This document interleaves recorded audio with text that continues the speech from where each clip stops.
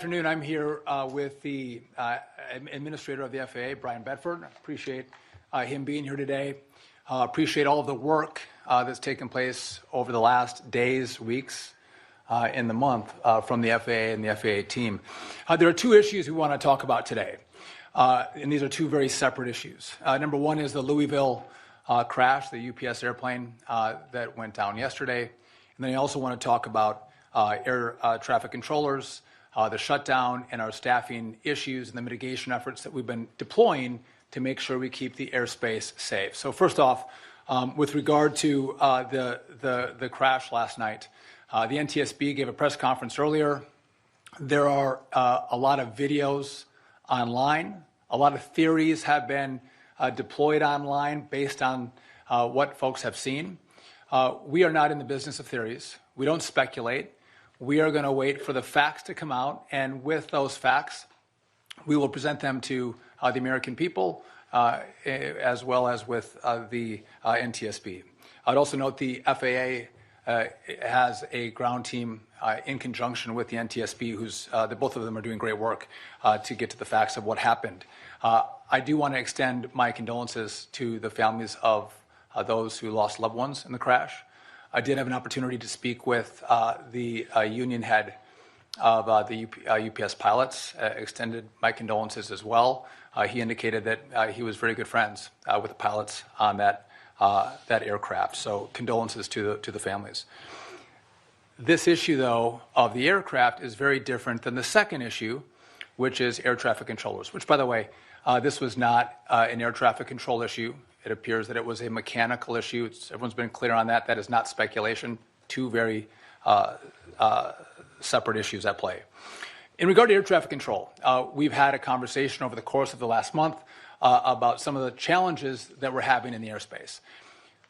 Many of you know that we are 2,000 controllers short, air traffic controllers short, and we have surged our academy to bring more controllers into our system. We are 20% up in controllers through the academy thus far this year. I've also offered air traffic controllers who are of the age of retirement a 20% upfront cash bonus to actually stay on. Some of the best controllers we have don't retire, keep working for us. All of that has been reducing the pressure on the staffing side of air traffic control. It's working, but it takes years to bring more well-trained, certified controllers into the airspace. The shutdown is having an impact on our ability to maintain those numbers and dent that 2,000 shortage that we have. You also know we're modernizing the airspace. We have an old set of equipment that we use to control America's airspace. We have, though, the safest airspace in the world. And that's not because of the equipment, that's because of the well-trained air traffic controllers that we have operating the national airspace. We received $12.5 billion from the Congress in one big, beautiful bill, and we need a total of $31.5 billion to accomplish the mission of completely rebuilding America's airspace. The work has begun. We're transitioning our telecommunications. We're about to announce a project manager to do all of the work for this brand new system. But I want to talk about what's happening over the course of the last month with regard to the shutdown. Our air traffic controllers, and a lot of those who work at DOT, but throughout government, they haven't received paychecks. And many of these employees, they're the head of household. They have their spouse at home. They have a child or two or three. And when they lose income, they are confronted with real-world difficulties in how they pay their bills. And so for air traffic controllers, they received a partial payment in early October. The second payment, they got a big fat zero, no paycheck at all. Tomorrow, they get a pay stub email on what their next paycheck is going to be. And when that pay stub comes out, that is also going to be zero. So they will have gone a month without any pay. And what we're finding is that our air traffic controllers, because of the financial pressures at home, are taking side jobs. They need to put food on the table, gas in the car, pay their bills. By the way, I do not want them to take side jobs. I want them to show up for work. We have asked them to show up for work, but I'm not naive to understand that they're trying to figure out how they meet their daily obligations. And so because of that, we have seen staffing pressures throughout our airspace. Those who travel will see that we've had more delays. We've had more cancellations. We do not want to see disruptions at the FAA or here at DOT. We don't want that. But our number one priority is to make sure when you travel safely. And that's why, as the administrator and I have been talking throughout the day, his team has been working for the last 24, 36, 48 hours crunching data. We're noticing that there's additional pressure that's building in the system. And again, our priority is to make sure that you're safe. And so we're going to talk about additional measures that we are going to take that's going to reduce the risk profile in the national airspace. And I'm going to turn it over to the administrator to do that as he walks through what that plan is going to look like. I anticipate there will be additional disruptions. There will be frustration. We are working with the airlines. They're going to work with passengers. But in the end, our sole role is to make sure that we keep this airspace as safe as possible. The administrator is going to talk about all of the tools we're going to deploy. One of them, though, is going to be that there is going to be a 10% reduction in capacity at 40 of our locations. The administrator is going to tell you that this is data-based. This is not based on what airline travels, has more flights out of what location. This is about where is the pressure and how do we alleviate the pressure. And so I want to thank him for, again, him and his team's great work. He'll lay out what the specifics are of this plan, and then we're happy to take questions from all of you. Brian Bedford. Thank you, Mr. Secretary. Again, as the Secretary said, our primary mission at the FAA is to manage the airspace in the safest manner possible. That is our only focus. What we have been monitoring on a daily basis, frankly hourly basis, is looking at all of the metrics that we use to surveil the NAS and its health and its well-being. And for the most part, we're happy to report that it is running as efficiently today in terms of its safety metrics as it was prior to the lapse. But as we dig deeper into the data, what we find are issues of fatigue and that our flight controllers are experiencing. And we see that through voluntary safety disclosure reports coming in from commercial air transport pilots. That data has allowed us to focus not on the NAS as a whole, but on specific markets where we're seeing some of these reports come to us. And as we slice the data more granularly, we are seeing pressures build in a way that we don't feel will, if we allow it to go unchecked, will allow us to continue to tell the public that we operate the safest airline system in the world. And we're not going to react to that, and we intend to be proactive. So we're going to implement measures with our commercial airline industry partners, but this is going to go beyond commercial airspace. It's going to include restrictions on space launches, restrictions on VFR traffic in certain markets that have continued FAA controller staffing triggers, and a host of other countermeasures, if you will, that will give us the highest level of comfort that we're maintaining the safest aviation space in the world. And that's the mission. But we do recognize that the controllers have been working fastidiously for the last 5 weeks with this huge burden over their head of lack of compensation. And we are starting to see some evidence that fatigue is building in the system in ways that we feel we need to work towards relieving some of that pressure. So again, as the Secretary said, we've identified 40 high traffic environment markets. We'll be happy to share that later. We have decided that a 10% reduction in scheduled capacity would be appropriate to, again, continue to take the pressure off of our controllers. And as we continue to see staffing triggers, there will be additional measures that will be taken in those specific markets. Again, I think it's a holistic plan. I really appreciate the men and women at the FAA who have been working this situation from the get-go. I want to applaud the controllers who continue to come to work on a daily basis, keeping our system safe. But I also want to recognize the fact that the data is telling us we need to do more, and we are going to do more. And I want to reassure the American travelers that it is absolutely safe to fly in the American skies. So with that, I'd be happy to turn it over to you, Mr. Secretary, and or take any questions that you have. Yeah, I want to reiterate, this is proactive. We don't want to find ourselves in a situation, I think the administrator said we don't want the horse out of the barn. and then look back and say there were issues we could have taken that we didn't. So we are going to proactively make decisions that keep the space, the airspace, safe. With that, we're happy to take any questions you may have. Dave Shepard, so just to confirm, those restrictions start Friday, is that correct? Those are going to start Friday morning. And how are you going to apportion those among the airports, the airlines? Is this something the airlines have to do, come up with their own 10%? And I'll let Brian address that, but again, it's going to be based on the locations, the 40 locations that we feel the pressure, and how that's going to be implemented. Brian, I'll let you answer that. Yes, well, we'll be meeting with the airline community this evening to talk about how we'll move to implementation. We want to do this in an organized way. We want to make sure that planes get where they need to go for maintenance, and crews get to where they need to be as we start to implement this drawdown in service. But it will be restricted to these 40 high volume traffic markets. We're going to ask the airlines to work with us collaboratively to reduce their schedules pro rata through the day. So we're going to look for a ratable reduction across these 40 markets over the next 48 hours. So back of the envelope, that's 4,000, 3,500, 4,000 flights, and that's a significant number. And how do you think the airspace or the system is going to handle that dramatic reduction in such a short period of time?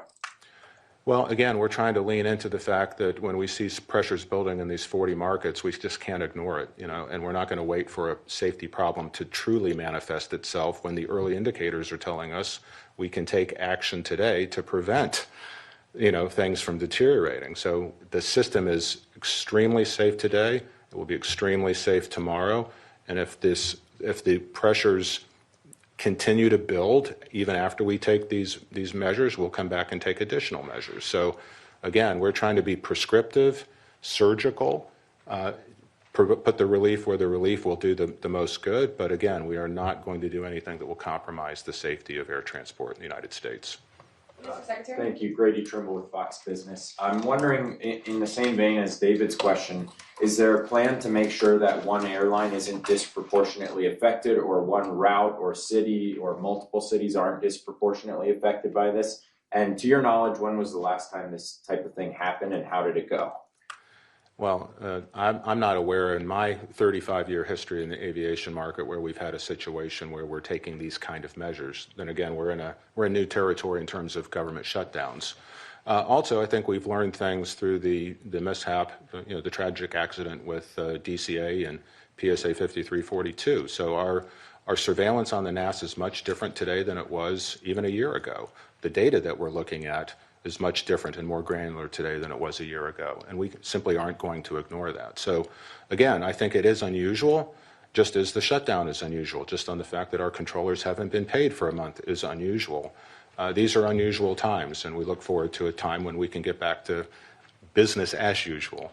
And how do you apply it proportionately to each airline, or is that not part of the plan? No, it will be proportionate. We'll be working through that with the airlines this evening as we start to roll this out. Recognizing there will be no perfect solution. There are some airlines that operate less than daily service, so how do you reduce 10% of one? We will work through those issues. We certainly don't want to disrupt service availability in individual city pairs, so we will take all of those factors into consideration. Just one other point on the controllers. I think compared to other shutdowns, our controllers, again, though we are not full staffed, I've laid that out. I think the performance of our controllers showing up for work compared to other shutdowns, I'm proud of them. Many of them have showed up. But to the administrator's point, many of the same ones who show up continue to show up. Some of those who don't show up continue to not show up, which means we have those who come to work. They're working longer hours, they're working more days, and that's some of the pressure that we're seeing on them, and we want to alleviate that pressure before it would become an issue. And Mr. Secretary. Mr. Secretary, realistically, for the American people that are watching this right now, what will this mean practically for air travel? Is this going to lead to more flight delays, more cancellations? Well, I think it's going to lead to more cancellations. We're going to work with the airlines to do this in a systematic way. And again, we had a conversation about that. I'm concerned about disrupting people's travel. We're coming into a weekend. That doesn't, listen, I travel a lot. We are concerned about that. But we had to have a gut check of what is our job. Is it to make sure there's minimal delays or minimal cancellations, or is our job to make sure we make the hard decisions to continue to keep the airspace safe? That is our job, is safety. And so, again, when we see pressure, we are going to get ahead of it and make sure that you get to where you're going, point A to point B. And how long will these restrictions stay in place until the government reopens? And are you any closer to closing parts of the U.S. airspace? So we're going to, and the FAA and the administrator are going to continue to do this, and with me as well. Until we see the metrics start to move in the right direction. We are going to use data. The data will dictate what we do. Again, if the data goes in the wrong direction, could you see additional restrictions? Yes. If the data goes in the right direction, we will roll this back. But it's going to be data-driven, safety-driven. Yes? A couple questions, if I could. First is you mentioned additional measures on top of this.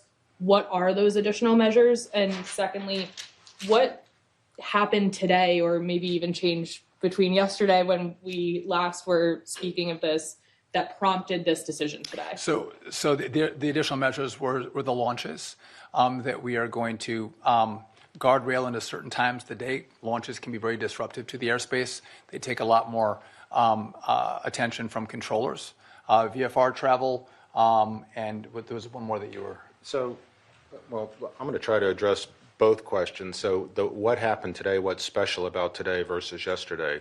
The data we've been looking at is the data that we managed the NAS, whether we were in a shutdown or we're not. We're always looking at the overall health and safety of the NAS, whether we have any critical hotspots, right? These are changes that were implemented post PSA 5342 under the Secretary's leadership. So I'm grateful that that's there, and the team of men and women at the FAA work hard managing this data, and we're leaning, it's not reactive now, it's proactive. And that's the difference. We're not going to wait until we see something flashing red to say, oh, we should take action now.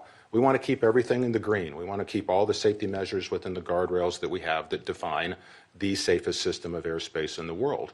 And these actions, we believe, are sufficient to allow us to continue to keep the safety metrics within the appropriate levels that we want, which is perfect safety. So yes, it's leaning into it. It's anticipating that if the pressures continue to build through the shutdown, additional measures will be necessary. We're going to go ahead and implement those measures proactively, and we'll continue to measure the safety and health of the NAS. Yes? Yeah, Chase Williams, Fox Business. I know David kind of alluded to it, but 10% is not an insignificant number. Did you guys think about starting at maybe a lesser point, such as 5% capacity, or maybe even talk about, maybe a bigger number, such as 15 or 20? I can tell you a whole panoply of options were evaluated. There's no perfect science here, so it's really trying to look at where the potential pressure points are building, what we're seeing in terms of safety disclosure reporting from our commercial air transport pilots. That's informing us. And then as we get into the granular details on these 40 individual markets, we felt like this was the appropriate next step.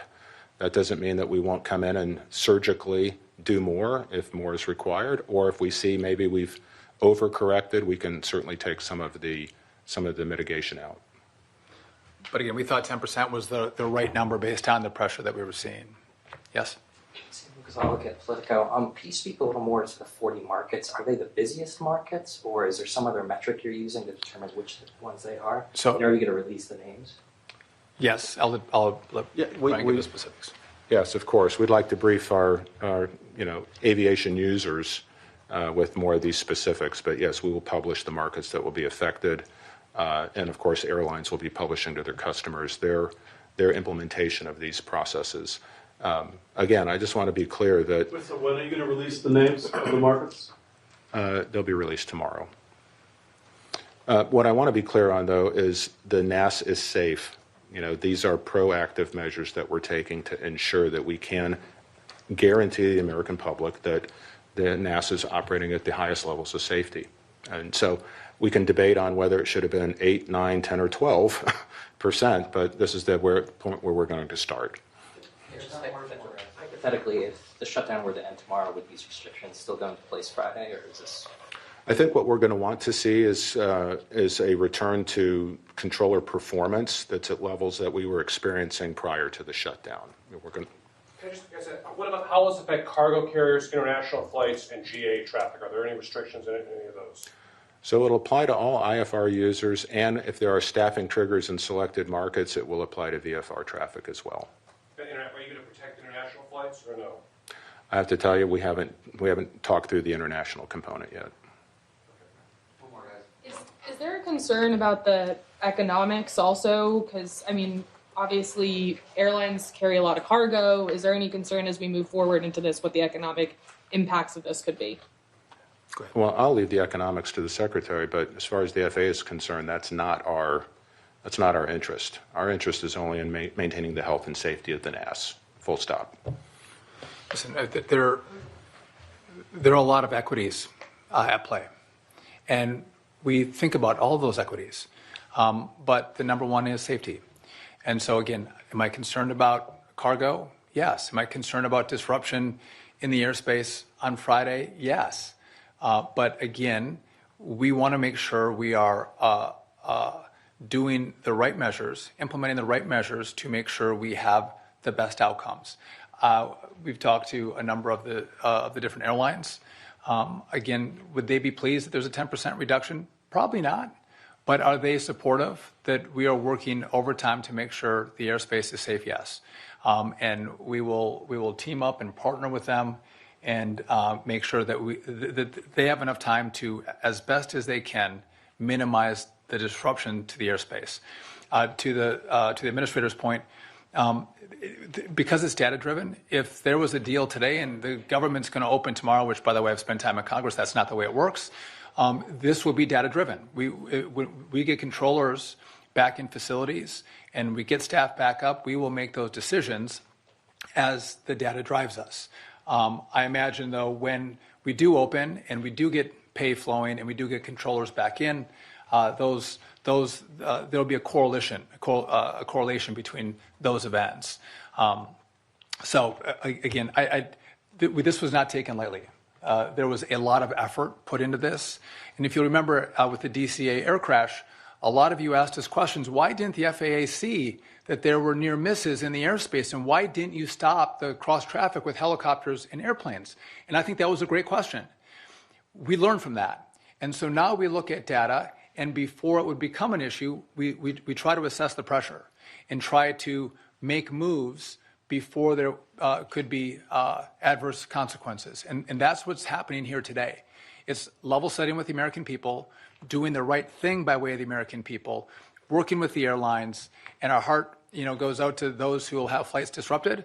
But again, they want to make sure that the FAA team and their DOT team, when they fly, they are going to make it to their destination safely because we've done our work. We are doing our work, and this is what we feel like we have to do to make sure we maintain that safety profile. One last one. What would you say to people who are frustrated this weekend? They might have a flight canceled or delayed. What would you tell them? Anyone who has my cell phone number, I'm called based on delays and cancellations. There is frustration, and I hear them. But I used to sit in Congress. I don't have any say or any role in what the Congress does with regard to funding. I've continually asked our controllers to come to work. I've thanked those who have come in and done the great work by way of the American people, and there's been a lot of them. Again, I've met a lot of family men and women who are single income families, and they're coming to work because they're patriotic Americans. If I can make one last note, though, and I mentioned this before, many of the controllers said they can survive without one paycheck. They can do that. They put a little money away, they have a little nest egg, they have a rainy day fund if the car breaks down or there's an unexpected expense, they can navigate losing one paycheck. They said almost all of them, virtually all of them, cannot navigate financially missing two paychecks. And so we see that on the horizon. We need to take action today. But if it gets worse, if we have more issues with our controllers, we will analyze the data and we'll take additional steps. And again, we don't want to see, if you've seen, we have worked overtime to minimize disruptions as much as possible. And some days there's more delays, some days there are less delays based on how many controllers are coming to work. We will drive these decisions based on the data that we receive and make the best calls that we can to keep those who travel through the airspace safe. one last one, Grady, and then Can you just tell we're us- really going to go. I got you. Can you just tell us some of the cities that are going to be impacted by this so that people who have travel plans Friday can make an informed We want to be fair to the airlines. Again, they've been good partners.